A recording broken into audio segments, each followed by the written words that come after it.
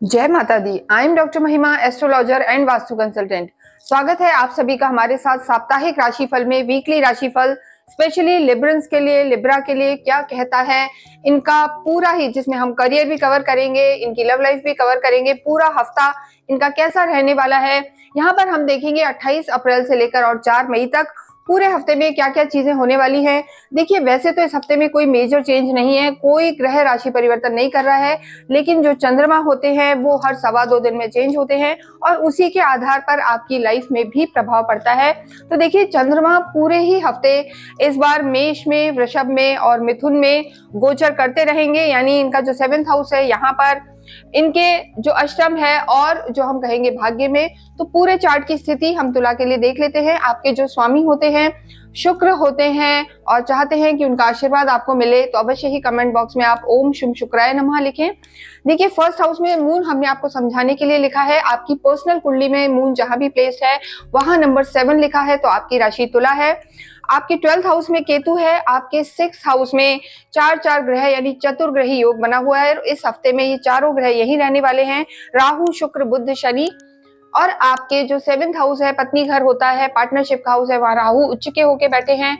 8वें घर में आपके गुरु हैं और आपके कर्म क्षेत्र में मंगल नीच के होके बैठे हुए हैं। तो अगर हम तुला राशि के लिए देखें तो बहुत सारे ग्रह जो हैं त्रिक भाव में बैठे हुए हैं, यानी 6ठे, 8वें, 12वें में, जिसे बहुत ज्यादा शुभ नहीं माना जाता। तो इस हफ्ते इनकी जो स्थिति रहने वाली है 50-50 रहने वाली है, यानी थोड़ा अच्छा और थोड़ा खराब। लेकिन चिंता ना करें, हम आपको रेमेडीज भी बताएंगे। देखिए, केतु से लेकर राहु तक एक ही साइड सारे ग्रह आ गए, यानी केतु और राहु के बीच में सारे ग्रह आ गए। इससे काल सर्प दोष का भी निर्माण होता है। यानी इस हफ्ते में जो बच्चों का जन्म होगा वो काल सर्प दोष लेके डेफिनेटली अपनी कुंडली में आएंगे, या आपको स्टार्टअप चाहते हैं तो भी इस समय आपको इस हफ्ते में ध्यान रखना रहेगा। सबसे पहले हम बात करते हैं आपके स्वास्थ्य की। देखिए, स्वास्थ्य में हम अगर बात करते हैं तो फर्स्ट हाउस को हमेशा देखते हैं, लगन को देखते हैं।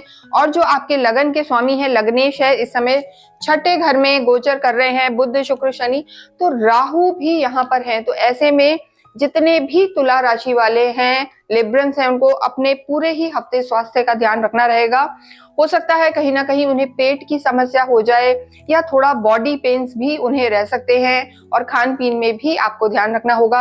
यानी एक सिस्टमैटिक अगर रूटीन आप फॉलो करेंगे तो आपकी चीजें बेटर रहेंगी। लेकिन पूरे ही हफ्ते स्वास्थ्य को लेकर आपको लाइटली नहीं लेना है चीजों को। कोई भी इशू आता है तो आपको डॉक्टर को कंसल्ट करना है।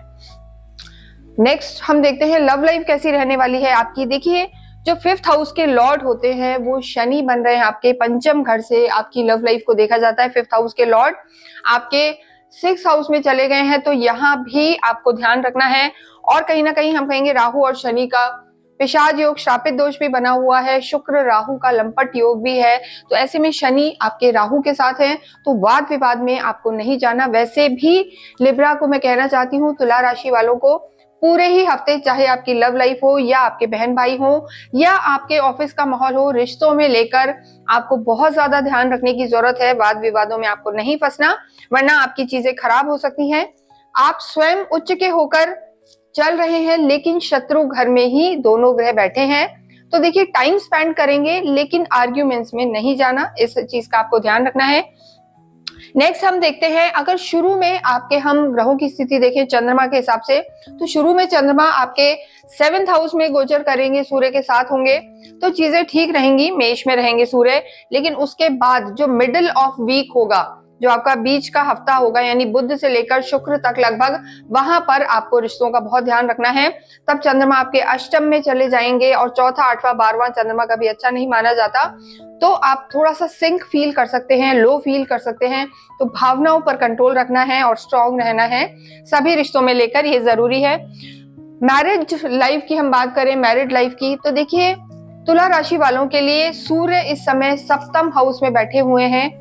और सूर्य जब भी सप्तम में होते हैं तो कहीं ना कहीं, देखिए, हम मंगल दोष तो नहीं कहेंगे, सूर्य 7th हाउस के लिए अच्छे नहीं माने जाते। कहीं ना कहीं अग्नि तत्व के कारक होते हैं, उच्च के भी चल रहे हैं। तो ऐसे में आपकी मैरिड लाइफ में भी आर्ग्यूमेंट ना हो, फायर एलिमेंट बैठा है, वाद विवाद ना हो, इस चीज का ध्यान रखना है। आपके जो पार्टनर हैं थोड़े से डोमिनेटिंग रह सकते हैं और हो सकता है आपको उनकी सुननी पड़े, तो इस चीज का आप ध्यान रखें। या किसी तीसरे व्यक्ति के कारण, चाहे वो घर वाले हों या बाहर वाले, आपके घर में वाद विवाद ना हो, लड़ाइयां ना हो, इस चीज का आपको ध्यान रखना है। जिन लोगों का विवाह नहीं हुआ है उनको हम जरूर कहेंगे कि अभी थोड़ा सा होल्ड करें।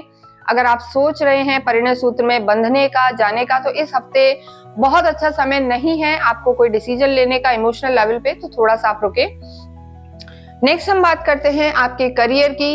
इस हफ्ते में देखिए, जो मंगल हैं आपके कर्म क्षेत्र में बैठे हुए हैं और नीच के होके बैठे हैं। आपके जो लॉर्ड हैं मून, वो शुरू में तो आपको ठीक प्रभाव देंगे, लेकिन प्रोफेशनल लाइफ में भी अगर आपको कोई बड़ा डिसीजन लेना है तो बुध शुक्र शनि को, बुध शुक्र और बुध बृहस्पति को आप मान के चलें, और शुक्र तक, शनि फिर भी ठीक हो जाएंगे।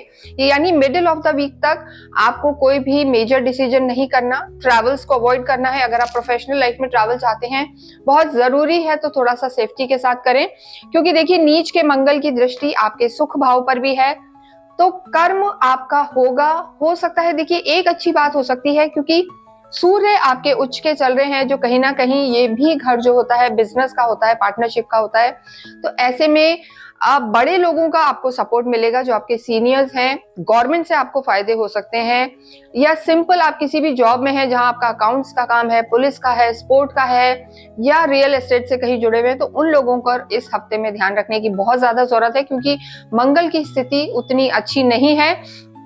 बाकी सूर्य की स्थिति अच्छी है, गवर्नमेंट से फायदे हो सकते हैं, फॉरेन से फायदे हो सकते हैं, कोई ना कोई आप अपने कार्य में नई टेक्नोलॉजी ला सकते हैं, नई टेक्नोलॉजी आपको फायदा देगी।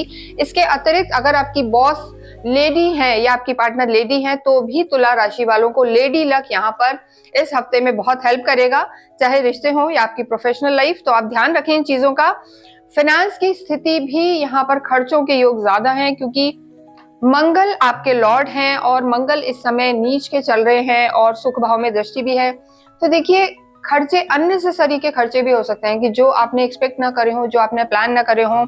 यानी आप कहीं ट्रैवल पे जा रहे हैं और कुछ नहीं तो गाड़ी खराब हो जाएगी, या कोई गेस्ट ऐसे आ जाएंगे जिनको आपने नहीं सोचा। तो खर्चों का भी इस पूरे ही हफ्ते आपको ध्यान रख के चलना है।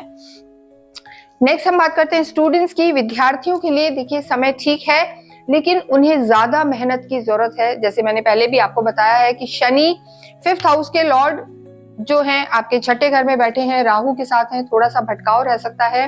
तो तुला राशि वालों को ध्यान रखने की जरूरत है। लेकिन जो एंड ऑफ द वीक होगा, यानी 3 और 4 मई जो रहेगी, वो आपके लिए, विद्यार्थियों के लिए बहुत अच्छी रह सकती है। तब आपके मून भी आपके भाग्य में प्रवेश कर जाएंगे, मिथुन में आ जाएंगे। तो ऐसी स्थिति में विद्यार्थियों के लिए आखिरी का जो हफ्ता है, यानी हफ्ते के आखिरी दिन हम कहेंगे, वो आपके लिए बेहतर रहने वाले हैं।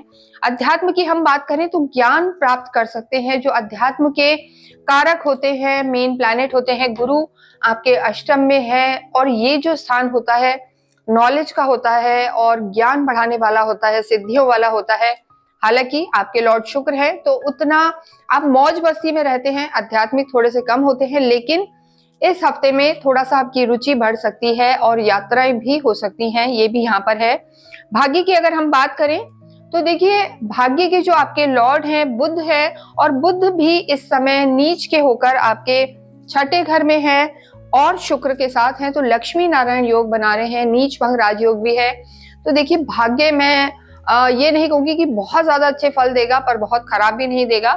कर्म आप करते रहें तो डेफिनेटली आपको लाभ होगा, बुद्धि आपकी स्ट्रांग रहेगी, और हम कहेंगे कि 50 से 60% तक भाग्य आपका साथ देता है। लेकिन इस पूरे ही हफ्ते में अगर हम तुला राशि वालों के लिए बात करें, तो जो आपकी स्थिति रहने वाली है, देखिए कहीं ना कहीं नई टेक्नोलॉजी को आप अपनाएंगे। हो सकता है आपके कार्य में, देखिए सूर्य भी उच्च के हैं और आपकी लगन को भी देखेंगे, तो आत्मविश्वास यहाँ पर आपका बढ़ा हुआ रहेगा। पूरे ही हफ्ते आप कॉन्फिडेंट फील करेंगे। बीच के 2-3 दिन होंगे, उनमें थोड़ा सा मन खराब रह सकता है, पर आप घबराए नहीं, चीजें नहीं बिगड़ेंगी आपकी, नेगेटिव नहीं होंगी। आपको इस पूरे ही हफ्ते में कभी भी अगर आपके लिए पॉसिबल हो तो नवग्रह शांति का हवन आप कराएं। अगर आप चाहते हैं तो इस हफ्ते में अक्षय तृतीया भी रहेगी 30 तारीख को, उस दिन आप अवश्य ही कुछ भी मीठा छोटी छोटी कन्याओं को बांट सकते हैं, इससे आपको लाभ होगा। कुंजी का स्रोत का पाठ करना आपके लिए बहुत शुभ रहेगा। कुंजी का स्रोत दुर्गा सप्तशती में होता है या पूरी दुर्गा सप्तशती भी आप करें, इससे आपको लाभ होगा।